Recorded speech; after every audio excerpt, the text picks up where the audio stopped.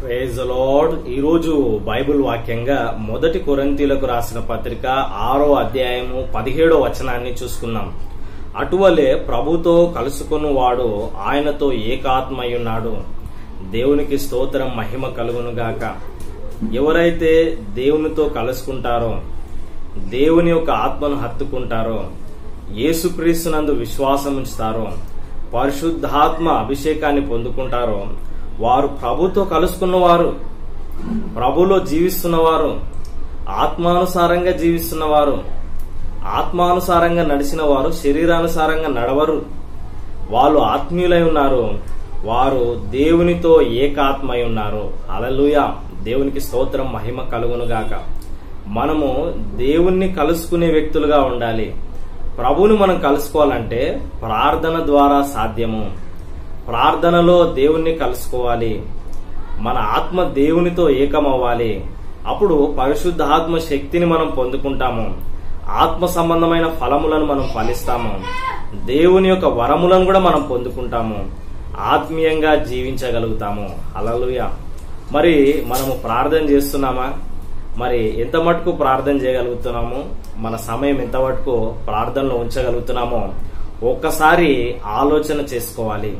ఇక్కడ రాయబడ్డ సందర్భాన్ని చూసుకున్నట్లయితే, జారత్వానికి దూరంగా పారిపోండి, వ్యభిచార పాపం అనేది ఘోరమైంది. మరి వేశ్యతో కలుసుకున్నవాడు వేశ్యతో మరి ఏకమై ఉన్నాడు.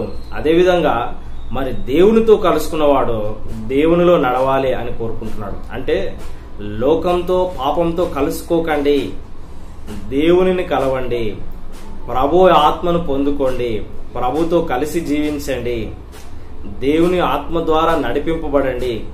ఎందరైతే దేవుని ఆత్మ ద్వారా నడిపింపబడతారో వారందరూ కూడా దేవుని కుమారులై ఉన్నారని రోమిలకు రాసిన పత్రికలో ఉంది. మరి మనము దేవుని ఆత్మ ద్వారా నడిపింపబడుతున్నామా? శరీర సంబంధులుగా జీవిస్తున్నామా? శరీరం మనల్ని నడిపిస్తుందా, లేకుంటే దేవుని ఆత్మ మనల్ని నడిపిస్తుందా? ఏమండి, మనము ప్రతిరోజు ప్రార్థన చేయగలిగితే, ప్రతిరోజు బైబిల్ చదవగలిగితే, ప్రతిరోజు మనము దైవ ధ్యానంలో ఉంటే దేవుని ఆత్మ ద్వారా నడిపింపబడతాము. ఆమేన్. హల్లెలూయా. చిన్న ప్రార్థన.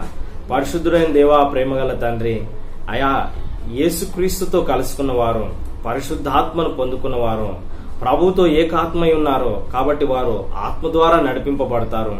అట్టి ధన్యత మాకందరికి అనుగ్రహించండి. ఆత్మీయతలో ఎదుగుతూ ప్రభు మార్గంలో నడుచుకొనుచు ప్రభువుకు సాక్షిగా జీవించే కృప మా అందరికి అనుగ్రహించమని మా ప్రభువును రక్షకుడైన యేసుక్రీస్తు నామములో ప్రార్థించి స్తుతించి అడిగి వేడుకొంచున్నాం తండ్రి. ఆమెన్. God bless you. నేను ఎలీషా అబ్రహాం. ఈ వీడియోని లైక్ చేయండి, షేర్ చేయండి, సబ్స్క్రైబ్ కూడా చేసుకోండి. Thank you. God bless you.